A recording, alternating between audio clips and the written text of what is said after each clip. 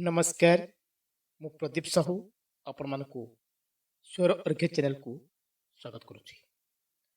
जगतर नाथ श्री जगन्नाथ से खाली ओडिशार देवता नहंती, सारा विश्वर देवता।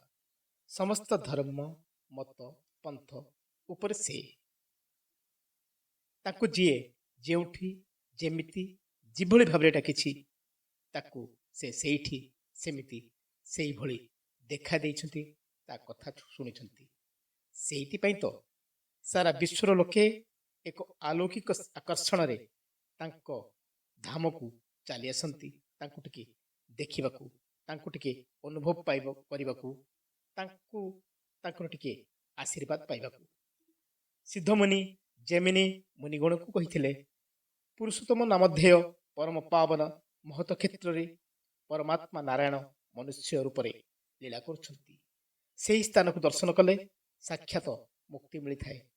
परम पुरुष परमात्मा पवित्र दार रूप रे धारण करी सेठारे विराजमान करुछंती।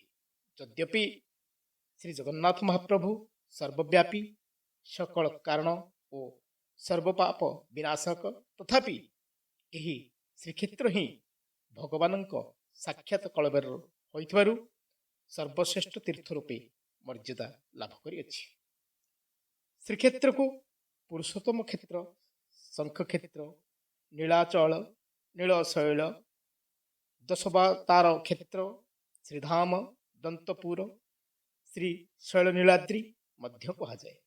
स्कंद पुराण कहे जे पृथ्वी आकाश और स्वर्ग रे मोक्षदायक तीर्थ होछि श्रीक्षेत्र। एठारे समुद्र स्नान, दारु ब्रह्म श्री जगन्नाथ दर्शन और कल्प वृक्ष छाया किंबा श्रीक्षेत्र रे किंबा क्षेत्र स्वाधिकृत कौन स्थान रे मृत्यु हेले मुक्ति लाभ मिले।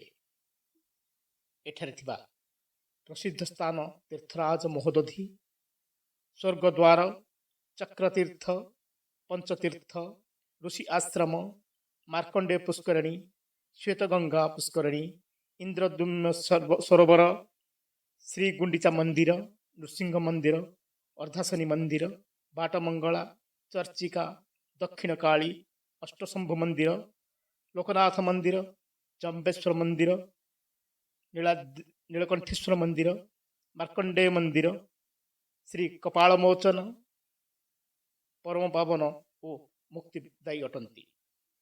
जगतर नाथ श्री जगन्नाथ परम दयालु और परम कृपालु।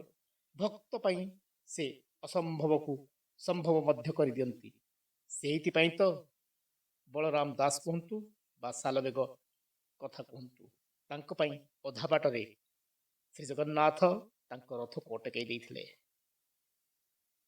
अनेक चेष्टा करी मध्य तांको इच्छा विरुद्ध रे रथ को केही टाणी पारि नथिले। केते साधु संत मुनि ऋषि भक्तन को केते अनुभूति देइछंती। ए अधम मध्य किछि अनुभूति प्रभु को पाखर पाइछि, जहाकू परवर्ती वीडियो रे धीरे धीरे प्रकाश करिबो। तापर आपण जानि परिबे श्री जगन्नाथ केति परम दयालु कृपालु एवं प्रत्यक्ष तांकर